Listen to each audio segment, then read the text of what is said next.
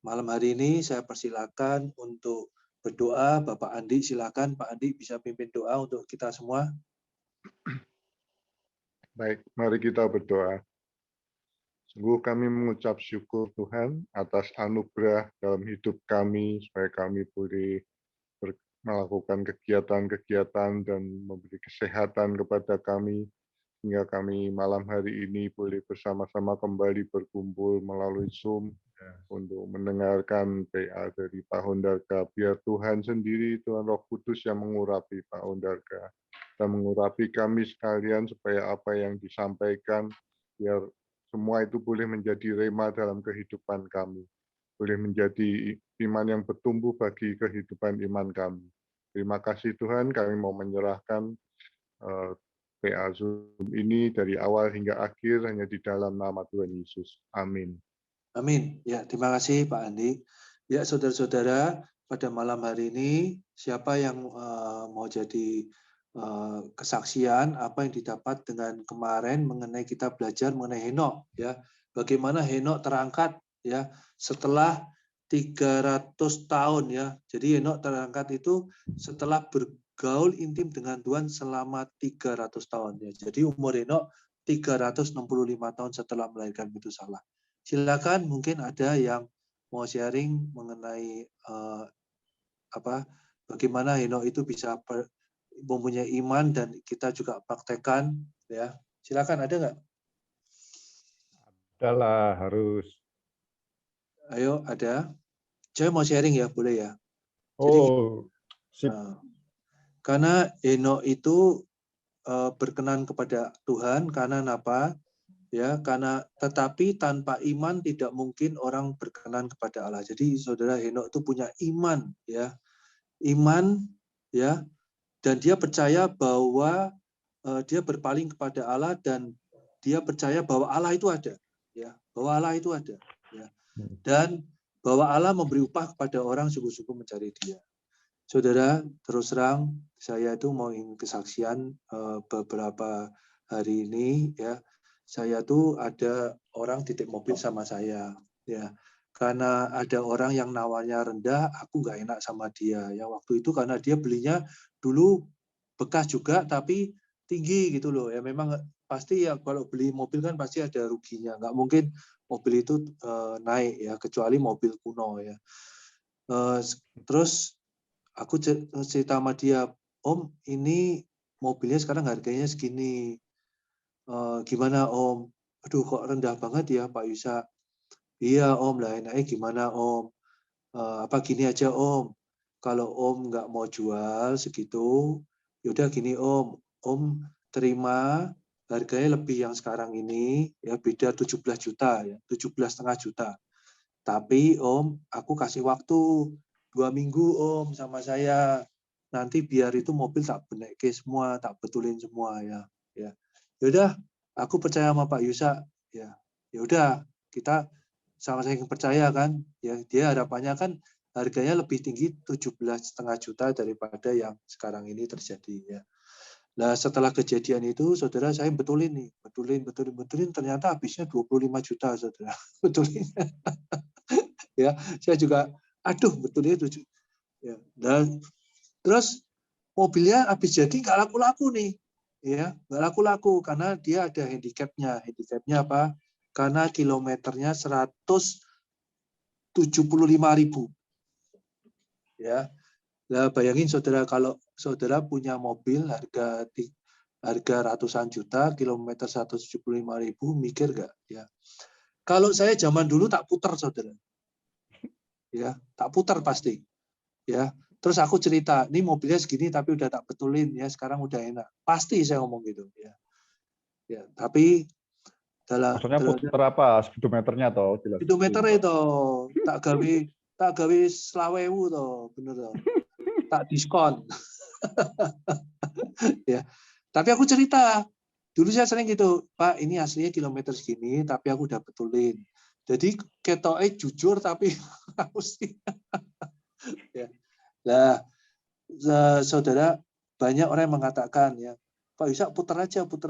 Jangan, nggak usah. Ini nanti nggak laku loh Pak Yusa. Udah nggak apa-apa. Nah, suatu ketika, ini waktunya udah 2 minggu nih. Orangnya telepon, Pak Yusa, tolong ditransfer atau mati deh aku. Mobil belum laku, ya. Terus gak ada yang nawar, terus mau tahu nggak? Yang nawar itu yang di bawah itu, saudara. Jadi aku kalau jual rugi, ya. Kalau jual rugi, aku sama Tuhan. Tuhan, aku percaya, pasti Tuhan kasih tepat pada waktunya. Tolong, aku percaya Tuhan pasti tolong aku. Ya, aku percaya bahwa Allah itu ada. Nah, puji Tuhan ya, istriku juga luar biasa loh. Istriku tuh tiap malam itu Lisa buat jurnal syukur bahwa hari ini akan terjadi mobil laku. Dia rinci 101 loh. Begitu yang udah terjadi ya, istriku tuh Lisa tuh nempelin, ini udah terjadi, ini udah terjadi. Jadi istriku tuh pendoa yang luar biasa. Jadi dia buat jurnal syukur ya. Ini mobil ini laku, ini ya. Jadi dia buat terima kasih Tuhan ini untuk kejadian ini, terima kasih Tuhan ya, luar biasa buat jurnal syukur ya. Nah, suatu ketika saudara kemarin, ini kejadiannya kemarin. Aduh, ini gimana? Aku janji sama omnya itu minggu ini aku harus bayar. Tuhan ini gimana? Tuhan ini udah waktu hari Selasa, Rabu, Kamis, Jumat. Aduh, gimana nih? Ya. Nggak taunya saudara tiba-tiba loh. Kemarin malam jam 10 ada WhatsApp ke anak saya.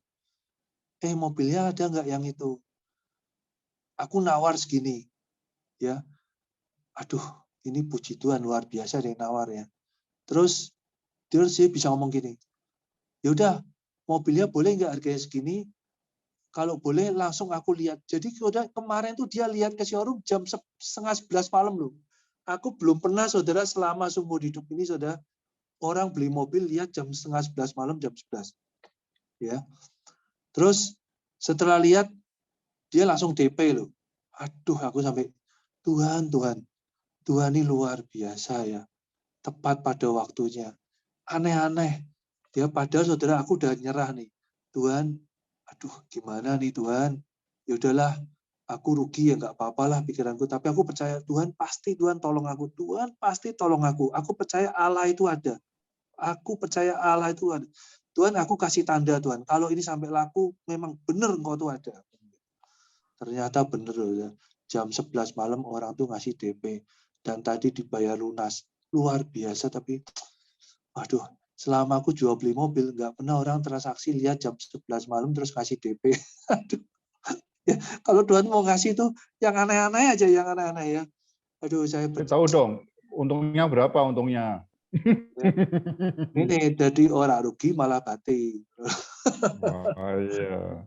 Jadi aku sih, aduh sampai orangnya juga, orangnya sampai, Pak, ini ya, aku kan harus komitmen juga, Pak, ini ya untung ini yang sesuai. Oh iya Pak Yusa, terima kasih. Dia juga percaya sama kita. Aku nggak enak atau mau motong dia lagi, ya Pak jangan segitu. Jadi untungnya 10 juta aja nggak enak. Udahlah, kita saling percaya, ya dan dia happy, saya juga happy karena saya bisa memberikan. Maksudnya saya ngomong mau dibayar ya bayar gitu loh. Ya. Setelah dia lunasin, aku langsung telepon dia. Ya terima kasih. Shalom ya buat kita semua. Kita sampai di Nuh.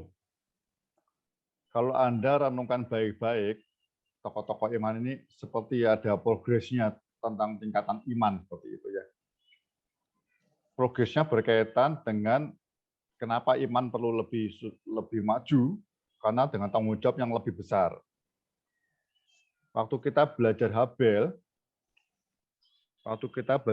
kita tahu bahwa Habel hanya tanggung jawab sendiri sama Tuhan ya. Jadi imannya dia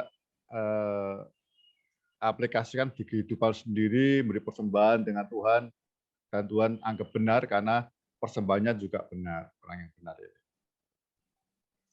Selesai. Ya. Orang seperti ini banyak orang Kristen ya.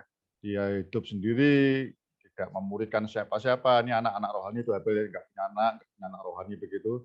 Ya jalan sendiri, ya pokoknya nggak neko-neko hidupnya, ya. Percaya penuh, beriman penuh sama Tuhan, dan dia memberi persembahan dengan benar. Yang kedua kita belajar Henok. Henok itu saya lihat progresnya masuk tahapan yang kedua. Henok dikatakan mulai bergaul dengan Allah setelah dia punya anak. Anaknya pun namanya Metusalah, ya. Metusalah artinya setelah dia meninggal akan ada penghakiman seperti itu. Ya.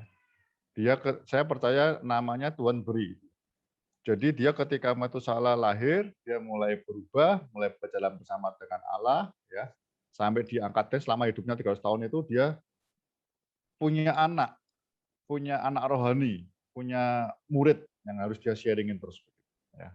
Dia cerita kepada Metusalah begitu. Terus Metusalah itu hidupnya saya rasa juga mengikuti Henok, ya, namanya itu kan ini menjadi suatu kesaksian dan korbannya Henok tentang anaknya ini. Ya. Dia tanggung jawabnya mulai lebih karena dia harus punya murid, memuridkan, punya anak rohani begitu. Yang hari ini kita mau belajar tentang Nuh. Ya. Saya baca di Ibrani 11 ayat yang ke-7. Nuh, ya. Kita harus ngurus juga ya. Karena iman, maka Nuh dengan petunjuk Allah tentang sesuatu yang belum kelihatan, dengan taat mempersiapkan bahtera untuk menyelamatkan keluarganya. Dan karena iman itu ia menghukum dunia dan ia ditentukan untuk menerima kebenaran sesuai dengan imannya.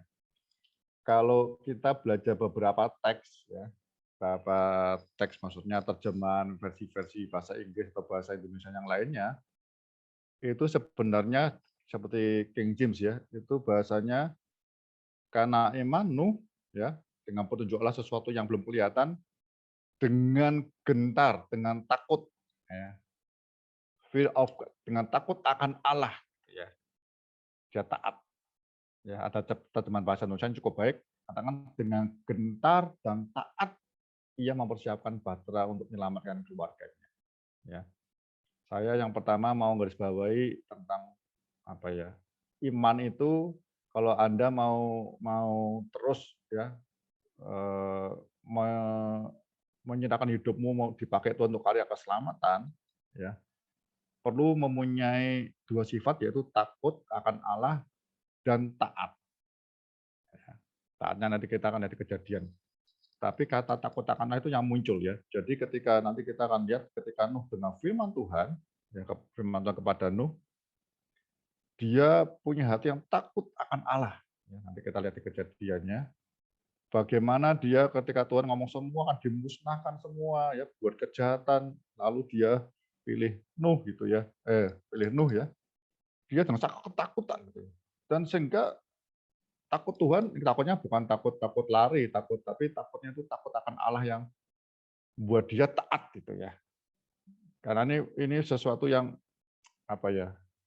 Kalau saya bilang itu ini sesuatu yang langka hari ini, orang beriman level Habel banyak, level Henok agak berkurang, nah sekarang level Nuh.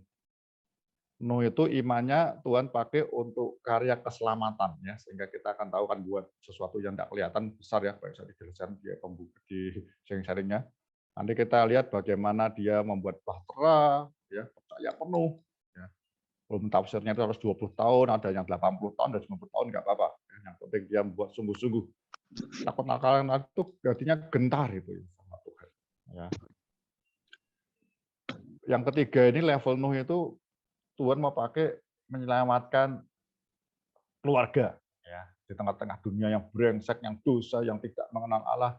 Kalau Anda lihat nanti ya di bahasa Inggrisnya di Kejadian yang 6 ayat 13 dikatakan itu sebenarnya ketika Tuhan mau menghukum, ya. Kita lihat dulu ini. Kejadian 6 ayat 13. Saya mau tunjukkan bagaimana membuat hati Nuh takut akan Allah dan gentar itu, ya. Karena firman Allah kepada Nuh, aku telah memutuskan untuk mengakhiri hidup segala makhluk. Sebab bumi telah penuh dengan kekerasan dan oleh mereka maksudnya bumi telah penuh dengan kekerasan oleh mereka. Jadi aku akan memusnahkan mereka bersama-sama dengan bumi. Itu kalau Anda lihat teks bahasa Inggrisnya, itu katanya ada kata flesh, gitu ya. Pokoknya berbau kedagingan akan dimusnahkan. Daging. Ya, nanti ya ini kok tafsir rohaninya lebih jauh ya. Anda bisa lihat di Galatia dan di Roma ya, bagaimana Paulus dengan tegas bahwa daging harus dimatikan dengan cara hidup dalam roh ya. Galatia 5, 19 dan sampai 21 dikatakan daging itu tidak ada tempat di kerajaan surga. Ini kaitan tafsirannya lebih jauh gitu ya, Pak mau ngomong ya. Jadi akan dimusnahkan betul. Jadi buat gentar, gitu ya. Gentar sekali. Karena Tuhan mau orang-orang akhir zaman ini, nanti akan cerita baru juga sampai relevan di akhir zaman ini yang kita belajar ya. Di Lukas 17 akan kita tahu. Bagaimana akhir hari seperti ini kita harus hidup seperti Nuh. Dunia yang tidak mengenal Tuhan seperti ini ya, risiko betul. Istri kita mungkin ya kayak Bu Payusa cerita tentang Bu Lisa dan pendamping yang kuat itu ya. Kemudian anak-anak yang paling rentan, ya. Belum menantu gitu ya. Nuh itu kan mengalami seperti itu. Bagaimana dia dengan takut akan Allah dan taat dikerjakan semuanya karena Tuhan mau pakai menyelamatkan keluarga. Hari ini message yang terpenting, yang pertama saya mau katakan bahwa kalau Anda dan saya sudah jalan dengan iman Habel, iman Henok, sekarang iman Nuh. Ya, jangan lupa Anda yang berkeluarga semua ya. Tuhan ingin memakai Nuh dan kita semua paling tidak menyelamatkan semua keluarga. Ya, ingat message-nya baik-baik. Kita tahu di Kisah Para Rasul juga ada ya ketika di pergumulan Filipi itu, Paulus katakan apa? Yang engkau percaya, engkau dan seisi rumahmu akan diselamatkan. Ya. Jadi untuk Anda nyelamatkan seisi keluarga nggak bisa santai-santai, nggak bisa.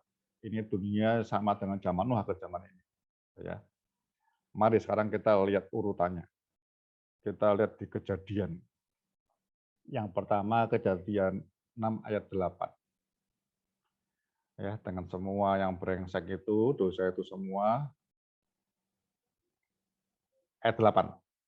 Tetapi Nuh mendapat kasih karunia di mata Tuhan. Itu saja ya. Inilah riwayat Nuh ayat 9. Nuh adalah seorang yang benar dan tidak bercela di antara orang-orang sejamannya. Dan Nuh hidup bergaul dengan Allah. Ini tidak tahu mana dulu ya. Kasih karunia dulu yang bisa membuat Nuh jadi benar, ya, dan tidak bercela, serta Nuh berjalan hidup bergaul dengan Allah. Ini seperti Henok, gitu ya. Seperti Henok, ya. Kok saya percaya urutannya makasih karunia dulu, ya. Karena kita selamat bukan karena perbuatan kita, karena kasih karunia dulu. Tapi ketika Tuhan menemukan Nuh, ya, saya rasa ada unsur kebenarannya muncul itu. Ada unsur ini orang ini walaupun masih ada dosa-dosa, tapi dia mau hidup benar, dia resah lihat dosa di sekitarnya. Itu awal pertama. Ya. Saya percaya Nuh ini kan anaknya Lamek. Ya. Lamek ini lihat cerita dia ketemu dengan Adam. Ya, dan ini urutannya ini bisa lihat. Nih saya kalau mau tahu ya bisa jadi saya. Adam itu ketemu Lamek. Ya. Kemudian Lamek lihat pengangkatan Henok. Gitu ya. Dia lihat dua hal bahwa Adam itu sempat cerita bagaimana dia bergaul berjalan dengan Allah setiap hari, setiap saat ya, di Taman Eden itu. Ya. Sampai dia diusir gitu ya. Saya percaya Adam dan Hawa cerita betul sungguh-sungguh dengan kesalahan yang katanya bahwa dia sederhana, makan buah pengetahuan baik dan jahat ini sampai hari ini saya itu tidak bisa berjalan dengan Allah gitu ya. Jadi dia pesan pada anak, cucu, cicit, canggah, dan sebagainya sampai Lamek. Hati-hati gitu loh dia pesan itu. Ya. Jadi yang kedua Lamek lihat contohnya Henok. Henok bergaul dengan Allah diangkat. Jadi saya percaya dia cerita ke Nuh anaknya ini. Ya, sungguh-sungguh. Jadi Nuh di lingkungan teman-temannya mungkin waktu kecil, waktu remaja, waktu pemuda dan sebagainya ya. Ya saya rasa kita tahu semua lah. Ya, saya ini didik anak-anak di Bali ini, yang anak teman saya itu, ya sekolah di sekolah Kristen terbaik di Bali. Ketika saya sama istri saya datang, beritahu itu benar ya. Minimal apa? Minimal belajar sungguh-sungguh dan Anda jangan nyontek. Anak-anaknya agak heran itu loh. Ayah, saya ayah gitu ya, dan bunda ya. Nyontek memang kenapa? Memang enggak boleh. Bukan enggak boleh, dosa. Saya jelaskan kenapa enggak bolehnya, kenapa dosanya. Dia justru agak heran. Ini sekolah Kristen ya. Karena teman-temannya dia semua nyontek dan gurunya tenang. Value yang sederhana ya, lihat nih. Seperti itu. Tapi sejak dikasih tahu firman Tuhan, saya berharap berdoa, anak-anak mulai ngerti. Ya, semua nyontek, dia belajar tidak nyontek. Belum kadang nilainya ya biasa nyontek. Nah, nilainya jelek, nggak apa-apa terus. Saya bilang Tuhan dan kami, ayah bunda, menghargai kejujuranmu, ketulusanmu. Gitu ya. Karena kata yang tadi dikatakan Nuh, tidak bercela di antara orang sejamannya, itu sebenarnya bukan nggak pernah berbuat dosa. Bukan. Tapi hatinya tulus itu sama Tuhan, mau jujur. Kalau dosa cepat minta ampun dia. Ya. Jadi menikmati favor, menikmati grace duluan itu. Kalau Anda lihat di, siapa mungkin bisa baca ya, 1 Korintus 15 ayat yang ke-10. Silakan, mungkin ada yang baca satu. Saya mau cerita kasih karunia, seringkali kita salah memaknainya gitu ya. Siapa yang membacakan buat kita? Mungkin Pak Yusa atau siapa? 1 Korintus 15 ayat yang ke-10. Sama tentang kasih karunia itu seperti apa kalau orang nikmat orang Kristen. Ya, kalau pertama kasih karunia, tapi setelah itu kasih karunia akan membuat kita seperti Nuh nantinya. Paulus menjelaskan seperti ini. Bagaimana kesungguhannya? 1 Korintus 15 ayat ke-10. Silakan. 1 Korintus 15 ayat ke-10. Tetapi karena kasih karunia Allah, aku adalah sebagaimana aku ada sekarang. Dan kasih karunia yang dianugerahkannya kepadaku tidak sia-sia. Sebaliknya, aku telah bekerja lebih keras daripada mereka semua. Tetapi bukannya aku, melainkan kasih karunia Allah yang menyertai aku. Lihat ya, Paulus menjelaskan luar biasa. Kasih karunia ada dua pemahamannya. Ya, kita diselamatkan itu karena kasih karunia yang pertama. Ya, kita bisa sampai hari ini diselamatkan. Jadi kasih karunia yang pertama itu artinya apa? Kita menerima sesuatu yang harusnya kita tidak layak menerima. Itu kasih karunia, itu favor, itu grace. Ya, kita menerima yang tidak layak kita terima, keselamatan. Siapa saya bisa terima keselamatan itu? Karena Tuhan Yesus lebih dulu. Kasih karunia yang kedua itu seperti power, seperti apa? Dinamo yang menggerakkan. Dia katakan, karena kasih karunia itu aku bekerja lebih keras, sungguh-sungguh daripada yang lain. Nuh, setelah menikmati kasih karunia, dia bukan santai. Dia pertama mau hidup benar, walaupun salah-salah ya.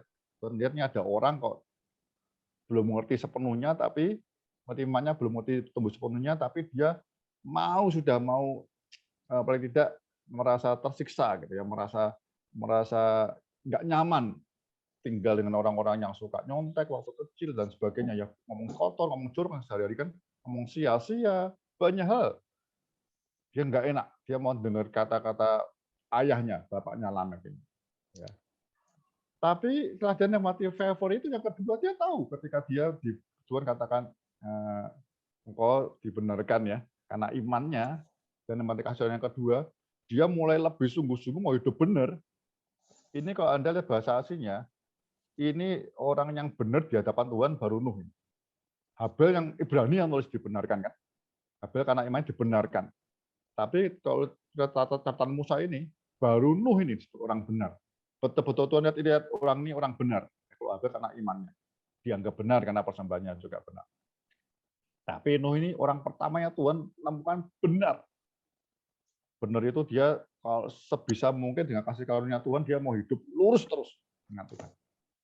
Ya.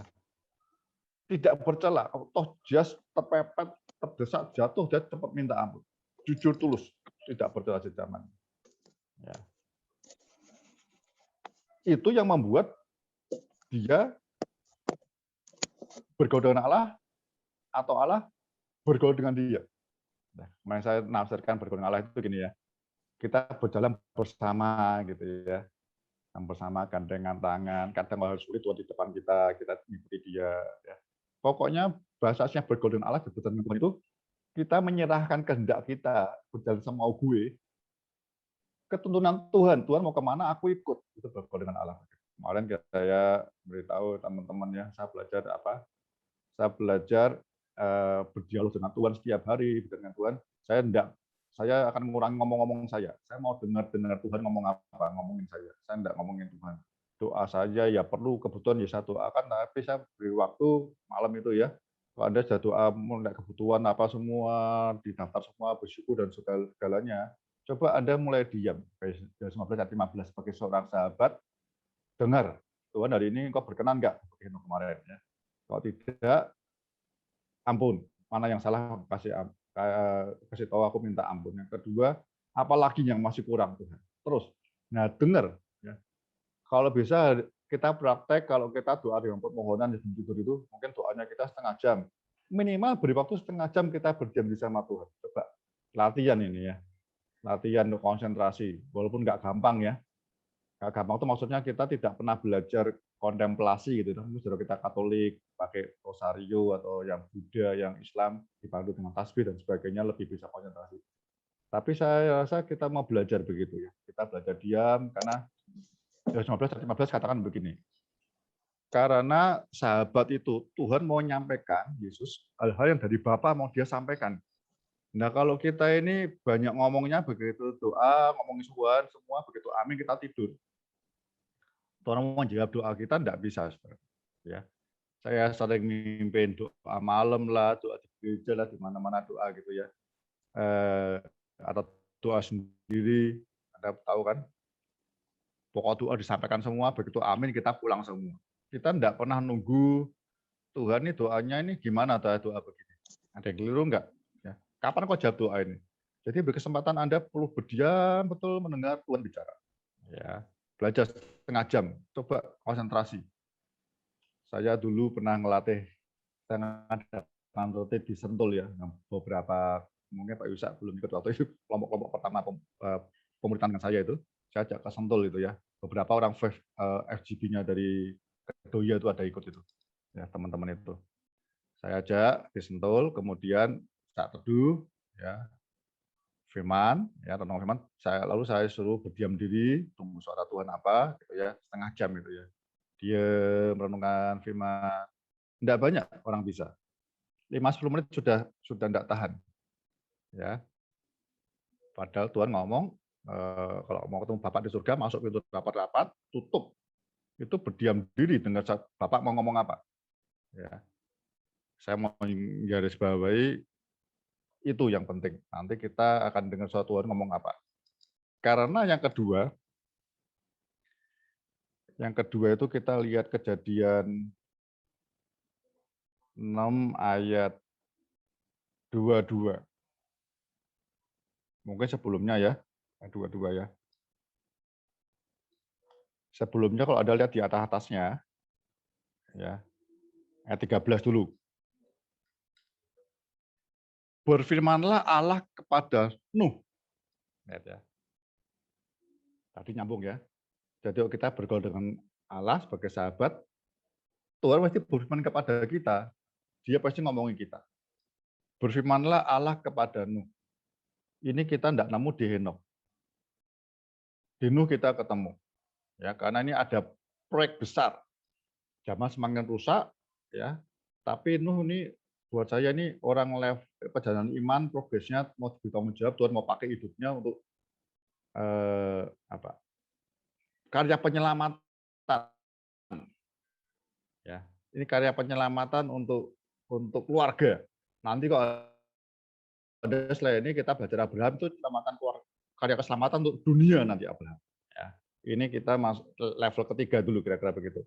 Punya hati menyelamatkan anak-anak kita, anak menantu. Ya, anak menantu itu penting. Ya, itu sungguh-sungguh sampai kalau Anda tidak pernah dapat firman begini, kita tidak mungkin bisa takut Tuhan dan taat. Ya. dengar tiap saat teduh pagi sampai kita tahu Tuhan ngomong hari ini Hondarka ini lakukan ini. Jadi rema itu artinya Tuhan bicara sama saya pribadi hari ini. Rema itu bukan untuk orang lain, untuk saya. Untuk saya di hari ini. Ya. Jadi mungkin beberapa bulan ke depan ayat yang sama Tuhan bisa bicara yang lain. Ya, itu rema. Kalau logos kita dapat pengertian sesuatu. Kalau rema masing-masing orang pribadi. Ya. Ini kalau Anda lihat ini 2 kali di Kejadian 7 juga ada. Ayat 1. Ini sebenarnya tafsirnya nyambung itu. Lalu bagaimana Tuhan kepada Nuh. Ya, tadi dia ngomong bla bla bla bla nih, sekarang masuklah dalam bahtera. Tadi perintah buat bahtera gitu ya. Jadi ini firmannya nyambung. Ya. Jadi ketika Nuh dapat firman itu, ya, kita lihat Kejadian 6 dua-duanya. Jadi yang kedua, untuk karya keselamatan, untuk kita tetap hidup benar, untuk kita mau dipakai Tuhan, nggak benar sendiri lagi, tok ya, anak rohani tok, tapi keluarga mungkin lebih besar itu ya, ada istri, ada anak menantu gitu ya, orang terdekat kita yang serumah maksudnya ya, serumah. Ya. Itu kita kalau kita bergaul dengan akrab dengan Tuhan, mesti kita akan nikmati firman. Dia akan ngomong gitu. Ya, saya lihat banyak saya kadang atau teman-teman yang lain bahasanya ekstrimnya gini. Anda sebaiknya bahasanya agak ekstrim ya.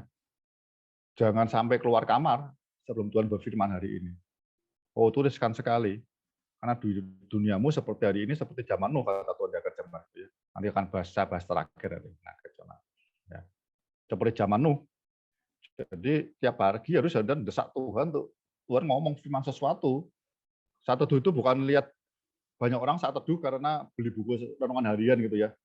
Bukan hanya renungan harian kita baca rutin, merasa sudah baca. Anda boleh pakai renungan harian boleh. Ya. Ketika Anda baca renungannya Anda, kalau renungan harian mungkin 1 ayat, Anda 1 perikop minimal. Syukur 1 pasal, level Anda ya orang selamanya. 1 pasal, 1 perikop minimal lah. Anda lihat Tuhan mau bicara apa ini. Sampai secara iman ya kita berkesaksian Tuhan bicara. Tuhan berfirman kepada Nuh pribadi. Ya. Itu membuat Nuh takut dan taat. Ya. Kita lihat ayat 22-nya, Kejadian 6. Lalu Nuh melakukan semuanya itu tepat seperti yang diperintahkan Allah kepadanya. Demikianlah dilakukannya. Kata tepat itu terlalu penting. Jadi tepat seperti yang diperintahkan Allah. Itu makanya punya waktu pribadi dengan Tuhan nggak bisa cepat-cepat. Ya. Nggak bisa. Jadi harus nunggu kayak Tuhan ngomong tuh, masuk pintu, masuk kamar, tutup pintu rapat-rapat, kita pribadi berhadapan muka dengan Tuhan. Kalau pengalaman Musa kan sampai 40 hari gitu ya. Kita nggak usah lah ya. Anda mungkin latihannya lebih tenang kalau jadi libur mungkin baik ya. Ngomong sama keluarga yang lain, jangan diganggu dulu ya. Ini papa, mama mau pribadi dengan Tuhan. Mungkin latihannya begitu. Tapi kalau sudah ngerti begitu, Anda tiap hari bisa gitu. Bangun lebih pagi, pakai renungan harian atau saat teduh boleh. Tapi Anda secara iman, ya roh, Anda ngerti bahwa Tuhan mau ngomong hari ini, Hondarka, ini aku mau kau lakukan. Bukan karena bukunya ngomong itu, gitu loh, bukan. Ya. Jadi Anda kalau pakai saat teduh renungan harian, ayatnya saja dibaca dulu, direnungkan itu. Kesaksiannya jangan dibaca dulu, itu mempengaruhi kita. Ya. Ayatnya saja dibaca, kalau dia pendek 1 ayat saja Anda baca 1 perikop minimal. Syukur 1 pasal. Nanti Tuhan Roh Kudus ya sebelum baca minta Roh Kudus tolong kita. Ketika kita ya ngerti Tuhan berbicara hari ini, kerjakan ini. Tuhan minta kasih karunia-Mu untuk aku ini bisa mengerjakan, melakukan tepat seperti yang Kau mau. Ya. Persis plek. Ini masih latihan lebih ringan, saudaraku. Ya. Anda kalau lihat apa yang ditaati itu banyak. Ya. 1, Tuhan katakan akan menghukum manusia ya dengan air bah. Tadi Pak Isa katakan ya, air bah itu banjir besar. Kalau orang Jakarta dikatakan begitu, mungkin kita langsung ngerti. Oh, siap banjir. Ya, sejak dulu kita kebanjiran. Ya. Tapi kalau Nuh tidak. Anda lihat kejadian sampai zamannya Nuh itu tidak ada kata hujan. Tafsirnya yang umum belum pernah ada hujan. Dari mana tumbuhan bisa tumbuh? Dari embun.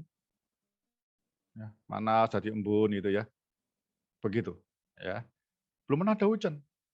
Jadi ketika Nuh dikatakan ada air bah atau hujan, dia tidak bisa bayangkan apa-apa.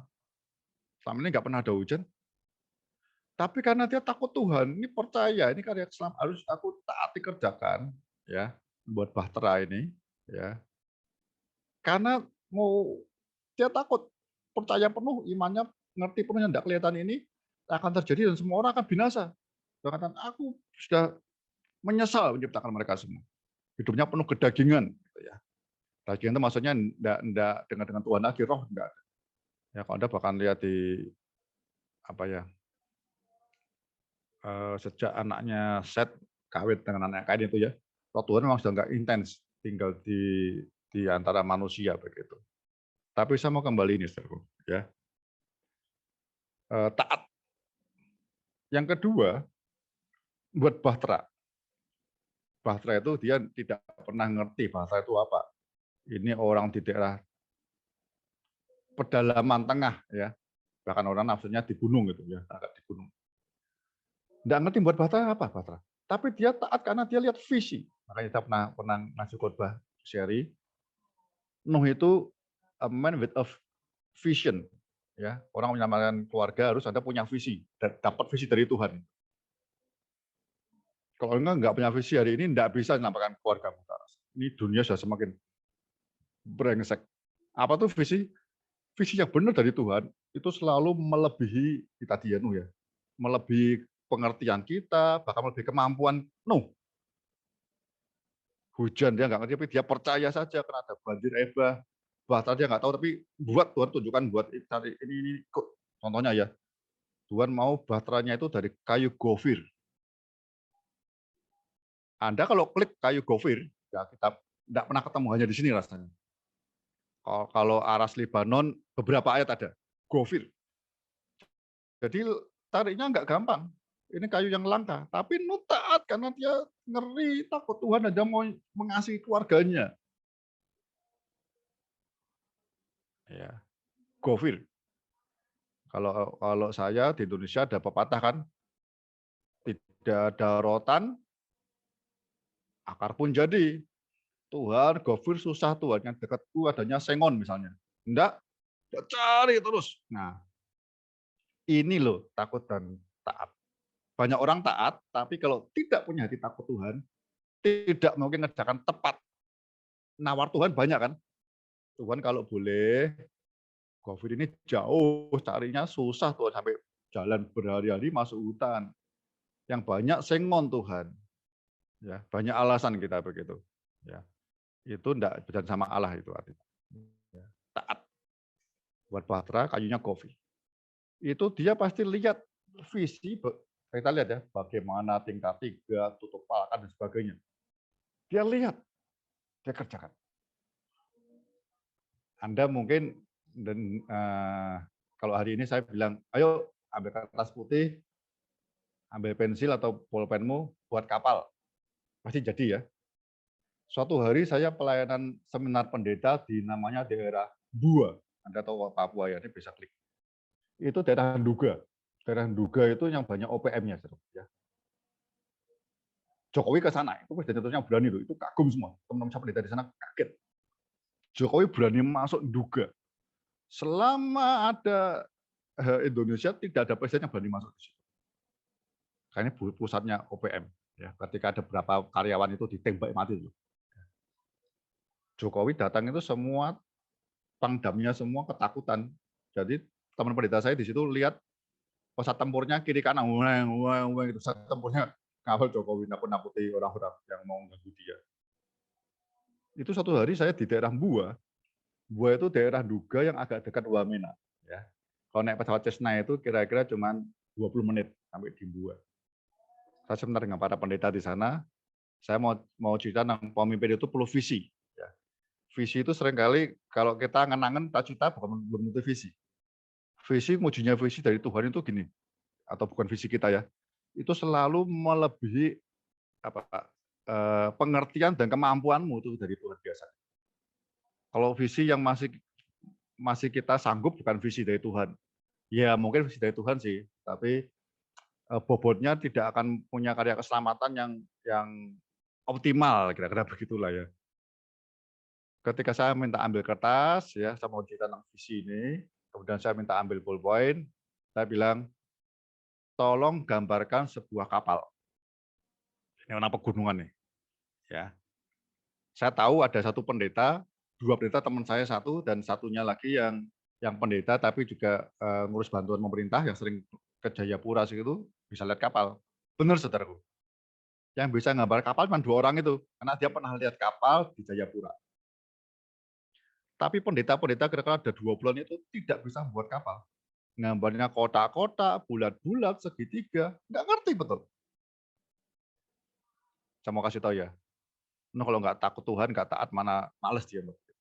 Belum bahannya, belum cara kerjanya. Ya. Dia taat, plek, karena ada takut akan Tuhan. Itu iman yang benar itu mendorong kita hidup takut Tuhan dan taat. Ya. Kita lihat selanjutnya. Saya mau sampaikan selanjutnya di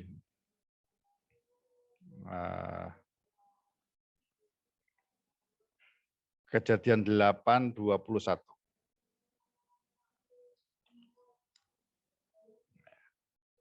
Selanjutnya kita lihat di 8:21. Ini ketika ceritanya ketika Nuh sudah keluar dari Bahtera ya, lalu ayat 18 keluarlah Nuh bersama-sama dengan anak istrinya ya dan anak istri anaknya dan sebagainya 20. Lalu Nuh mendirikan mezbah bagi Tuhan. Dari segala binatang yang tidak haram dan dari segala burung yang tidak haram diambilnyalah beberapa ekor lalu ia mempersembahkan korban bakaran dan mezbah itu. Ketika Tuhan mencium persembahan yang harum itu, berfirmanlah Tuhan dalam hatinya. Aku tak akan mengutuk bumi ini lagi karena manusia, sekalipun yang ditimbulkan hatinya adalah jahat dan sejak dari sejak kecilnya. Aku tak akan membinasakan lagi segala yang hidup seperti yang telah aku lakukan. Apa yang luar biasa? Yang luar biasa itu Musa mencatat ya, karena persembahannya Nuh ini gerakan hatinya Tuhan. Favorit yang kedua itu, favorit yang buat kita bekerja keras, kita sungguh taat itu ya. Nah, jadi korban persembahan Nuh itu nggak disuruh Tuhan. Pas dia menang, nikmati hasil yang luar biasa gitu ya. Selamatannya wow. Selamatan itu sungguh-sungguh luar biasa. Dia memberi korban yang nggak disuruh Tuhan. Dia ucapan syukurnya gitu loh. Itu Nuh memerlukan kasih karunia. Tuhan berfirman dalam hatinya. Itu kalau nggak Musa ngerti bagaimana. Tuhan berfirman pada Nuh bersuara. Tapi masih di hati Musa bisa menangkap. Ya, saya percaya juga Musa dari Roh Kudus ya. Jadi ini rahasia besar saudara ya. Saya mau cerita buat kita semua. Anda menyamakan keluarga gitu ya. Dari kecil-kecil belajar mengucap syukurnya dengan korban persembahan. Saudara. Korban persembahan. Saya bilang nggak duit, bukan duit dulu, kayak Habel. 15 ayat 1. Anda begitu lihat pertolongan Tuhan gitu ya, apapun ya, campur tangan Tuhan ya, apalagi mujizat Tuhan yang kau alami, kita latih diri kita mengucap syukur. Kayak Daud apa mengucap syukurnya? Mengucap syukurnya dia akan berjanji berbuat lebih benar lagi, hidupnya lebih kudus lagi, mau lebih mengasihi Tuhan lagi, lebih mau melayani Tuhan lagi. Itu membuat Tuhan hatinya berkenan. Saudaraku. Ya, yang kedua bisa beri persembahan lebih gede lagi ya nggak apa-apa. Tapi Tuhan mau lihat hati kita dulu, ya, hati ke hati gitu. Ketika orang nikmati mujizat Tuhan, penyertaan Tuhan, ya, kata Pak Yusa tadi ya, nggak tahu Pak Yusa sudah beri persembahan belum nih? Ya, yang tegang berhari-hari mendekati waktunya doa, ya, doa-doa begitu Tuhan jamah, Tuhan berkati. Saya nggak ngerti, saya percaya Tuhan. Saya sudah diajar Tuhan juga lah, seperti kok baca Tuhan. Mau beri Tuhan, terima kasih Tuhan. Aku lihat pernyataan Tuhan. Nggak cuma di situ, nggak di mulut kita. Atau aku mau lebih sungguh-sungguh, aku lebih berani lagi untuk Tuhan. Aku mau lebih taat lagi, lebih takut Tuhan lagi. Nah, itu yang bisa membuat keluargamu lihat. Nanti saya akan cerita ya, di akhir zaman ini di Lukas 17, kondisi akhir zaman itu saya senang. Itu Tuhan berat di mati cuma 1 orang. Di Lukas 17 ada perbandingan 2 orang. Ya. Zaman Nuh dan zaman Lot, saudara. Itu luar biasa itu. Lukas nyatet, dokter ini nyatet cukup jeli gitu ya. Nah, ya. Ayo kita masuk aja. Kita mau lanjutkan di Lukas 17. Koordinatnya itu dulu ya. Di Lukas 17.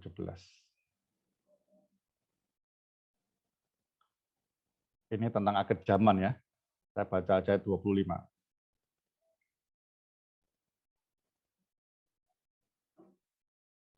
Ayat 26 langsung aja. Anda tahu ini akhir zaman ya. Konteksnya akhir zaman. 26, Lukas 17. Dan sama seperti terjadi pada zaman Nuh, demikian pula lah halnya kelak pada hari-hari anak manusia datang maksudnya ya. Mereka makan dan minum, mereka kawin dan dikawinkan, sampai kepada hari Nuh masuk ke dalam bahtera, lalu datanglah air bah dan membinasakan mereka semua. Demikian juga seperti terjadi di zaman Lot. Mereka makan dan minum, mereka membeli dan menjual, mereka menanam dan membangun. Ini tambahannya ya. Tambahannya di Lot itu orang bekerja, membeli, menjual, kayak wisata, membeli, menjual, menanam, membangun, seperti yang pertanian itu ya. Tetapi pada hari Lot pergi keluar dari Sodom, turunlah hujan api dan hujan belerang dari langit dan membinasakan mereka semua. Demikian halnya kelak pada hari di mana anak manusia menyatakan dirinya, dan seterusnya. Ya. Zaman sekarang ini sangat relevan sekali loh, saudara. Ya, seperti Nuhan. Peranan pemimpin itu penting dalam keluarga. Tadi saya kembali ya. Nuh itu orang yang taat habis itu ya. Saya percaya Nuh menyelamatkan istri dan anak zaman itu nggak gampang. Saya pernah nonton filmnya Nuh, saudara. Terus ada bisa nonton. Itu Nuh ketika dapat dari Tuhan, dia kerjakan. Sebelum kerjakan dia cerita sama istrinya dulu. Itu Tuhan nggak pernah berfirman, saudara. Hari itu selama berapa tahun-tahun Tuhan nggak pernah berfirman. Ketika hari itu Tuhan berfirman sama Nuh, Nuh cerita, ini aku kok mendengar suara dari langit ya. Tuhan bicara begini ya. Ini Tuhan nih sepertinya ini. Seperti bapakku cerita. Lamek ya maksudnya. Adam cerita ya, terus nenek moyangku, ada yang lebih dekat lagi Henok. Apakah Allah, aku dapat perkenan di hadapan Tuhan ini ya. Kok dia ngomong begini? Istrinya enggak percaya, saudara. Ya. Enggak percaya. Karena istrinya enggak dengar. Anak-anaknya juga enggak begitu percaya. Apalagi menantunya. Yang menarik di film itu apa, saudara? Ketika Nuh berdoa sama Tuhan dialog itu ya. Dialog dia keluar rumah malam-malam itu yang menghadap langit dialog ngomong itu. Anak-anaknya heran. Ngomong sama mamanya. Istrinya Nuh. Itu ayah ngapain sih kok kayak orang gila? Apa jangan mamanya? Ibunya ngomong apa? Istrinya. Dia selagi ngomong-ngomong sama Yahweh, sama Tuhan. Kita tidak bisa dengar, nak. Tidak bisa dengar. Hanya bapakmu, ayahmu yang bisa dengar. Kita percaya saja. Ya. Karena kita belum seperti bapakmu. Bapakmu ini orang yang sungguh-sungguh ngejar Tuhan. Jadi istrinya itu mau coba menjelaskan ke anak-anaknya. Sehingga akhirnya anak-anaknya itu ngomongin sama istrinya, akhirnya mau nurut. Saya percaya akhirnya juga bantu kerjaannya itu. Pertama dianggap orang gila. Kalau sih sama anaknya seperti itu, apalagi orang-orang lain ya. Ya, saya bersyukur, saudara. Ketika air bah datang itu orang tuanya Lamek dan segalanya, nenek-nenek moyangnya sudah meninggal semua. Jadi nggak kena binasa gitu ya. Nuh dan orang luarnya saja. Ya, Lameknya sudah meninggal dulu. Jadi gini saudara, ya. Apa bedanya dengan Lot? Bedanya begini. Ini isi sama anak-anaknya, sama menantunya lihat. Ini orang, pertama dianggap orang gila, semua orang mengejek dia semua. Tapi ini loh, Nuh karena dia orang benarnya, itu ditunjukkan dengan takut dan taatnya. Ini orang diejek tiap hari, dia kata-katain gila, tapi dia terus cari kayu dan sebagainya. Dia kerjakan kumpulin kayu terus begitu. Apalagi ketika nguli binatang, wah itu orang tertawa semua tuh. Air bah itu apa? Banjir itu apa, Nuh? Hujan. Hujan itu seperti makanan apa? Nggak ada yang percaya sama sekali. Semua tertawa, tapi Nuh terus. Nah, konsistensi seperti inilah yang menjadikan teladan kepada istri dan anak dan menantunya. Oh, benar ini. Benar ini. Teladan hidup ya. Anda tadi Pak Yusa kalau ngomong, saya senang Pak Yusa itu pertanyaannya susah-susah. Bagaimana internal, eksternal itu ya. Tapi hati-hati itu kalau orang main sandiwara nanti, nggak boleh, nanti bisa munafik. Internalmu betul, benar dengan Tuhan, itu mesti eksternalmu orang lihat. Karena mesti ada buahnya.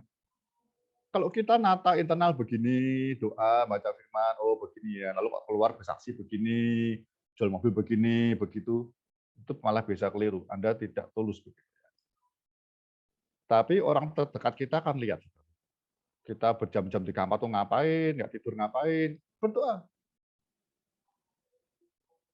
Nggak ada gunanya kita di kantor, meja kita ada kitab gede-gede, baca-baca kitab, tapi tidak jadi panutan yang bisa diikuti. Beda dengan Lot. Anda tahu cerita Lot ya? Lot itu kalau ada ceritanya Lot, Anda tahu di kejadiannya. Lot itu ngasih tahu, wah ke istrinya semua tertawa, semua nggak percaya. Jadi ketika malaikat bilang, cepat pergi, dia bangun isinya, narik-narik, males semua sampai anak-anak. Mantunya ada anaknya. Ya, sampai dibawa keluar, dipaksa sama Lot. Isinya tetap nggak percaya, dia tetap noleh ke belakang. Masa itu hukuman seperti itu, dia noleh seperti tiang garam. Kehilangan seperti pencuri. Tapi Nuh tidak. Ini kok saya nafsunya ke zaman ya. Inilah itu seperti pencuri begini. Kalau Anda hari ini tidak hidup sungguh-sungguh, ya, didik keluargamu, menyelamatkan karya keluargamu, ya, dan menyelamatkan keluarga minimal, kan dunia akan rusak ya. Kita tidak bisa menyerahkan keluarga kita kepada siapa-siapa, maaf ya, pendeta ya.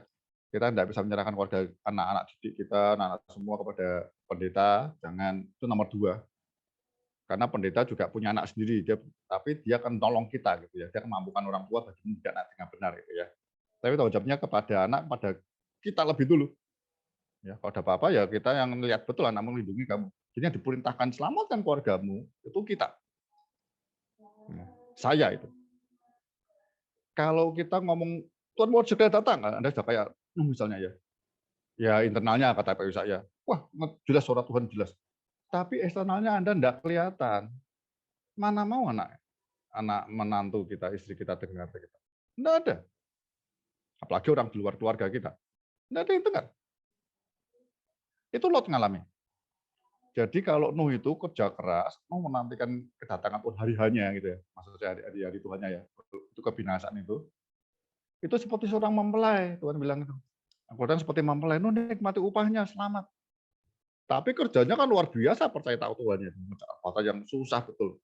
Ya, nggak pernah ngerti kapal, nurut aja dia. Kerja makanya sampai puluhan tahun, bahkan orang 100 tahun. Sampai seperti lamanya. Tuhan tunggu aja.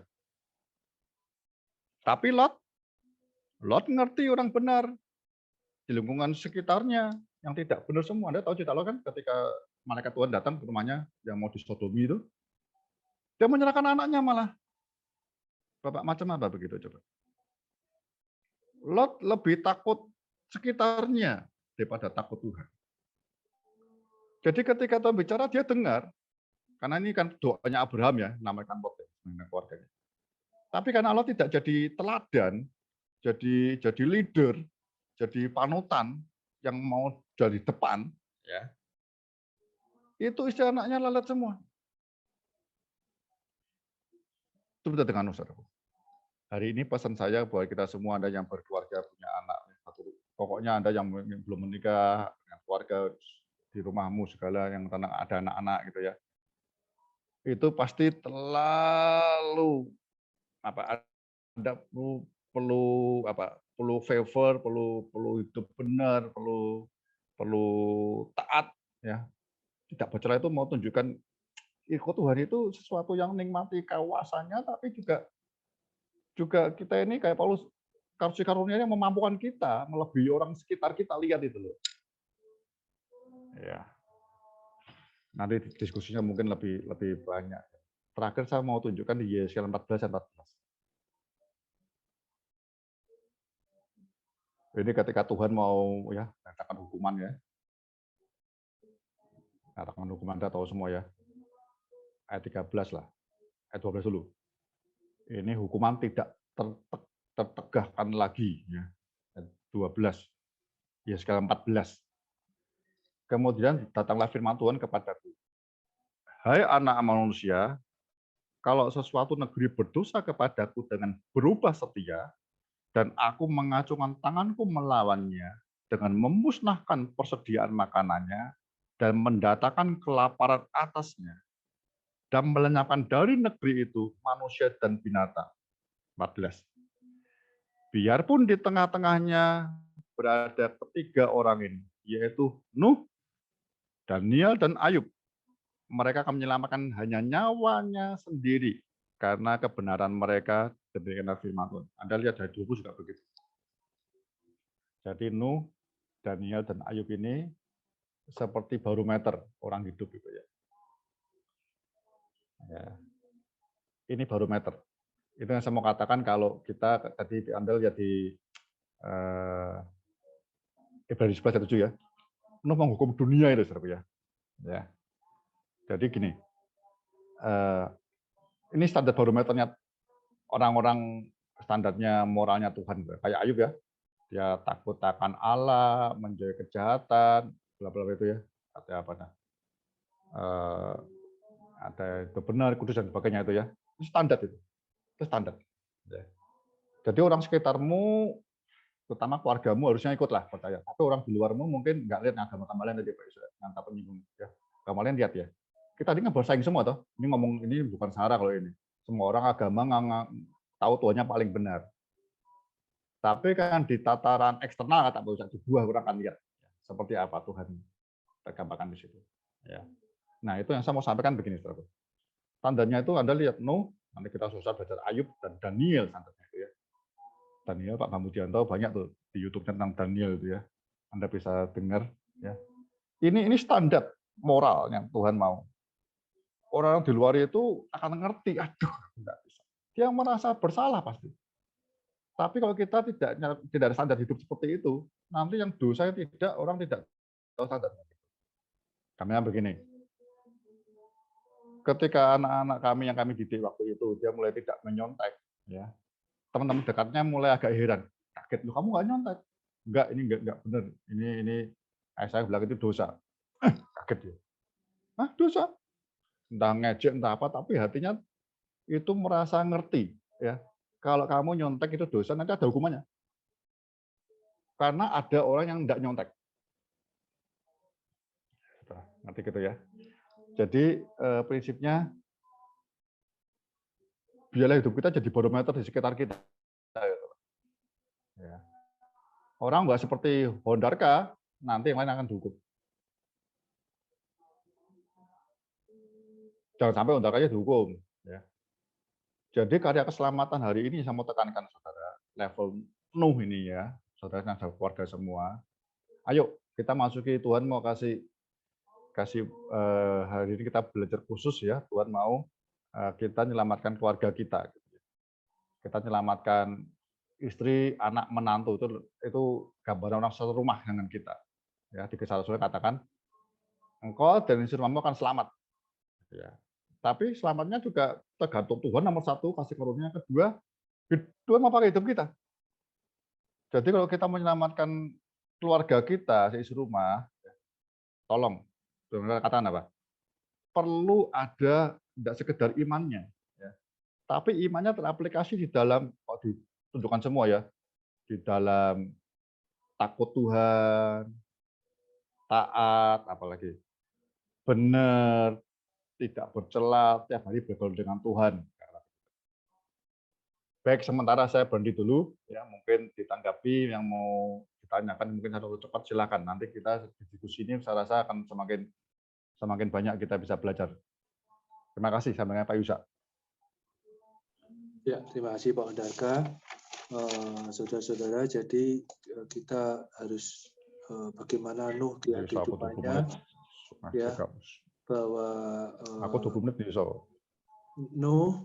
Nuh saudara tidak kalau yang Nuh levelnya beda ya, dia untuk menyelamatkan daripada keluarganya, ya. Dan iman Nuh ya yang membuat dia tuh Nuh mendapatkan kasih karunia ya, seperti di Kejadian 6 itu ya. Makanya Nuh hidup benar, tidak bercacat dan bergaul intim dengan Tuhan ya. Dan Nuh, saya percaya Nuh itu pasti mendengarkan dari bimbingan dari Lamek ayahnya ya.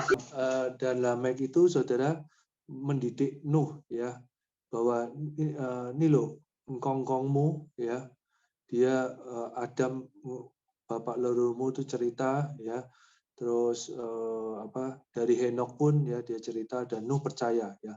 Makanya Nuh saudara membuatnya tuh lama, 120 tahun ya, ada yang ngomong 120 tahun ya, tapi Nuh buatnya di gunung ya, yang nggak masuk akal ya, dan orang banyak yang mengejek, dan istri anak-anaknya juga nggak percaya, wah papa nih kalau ngomong ya.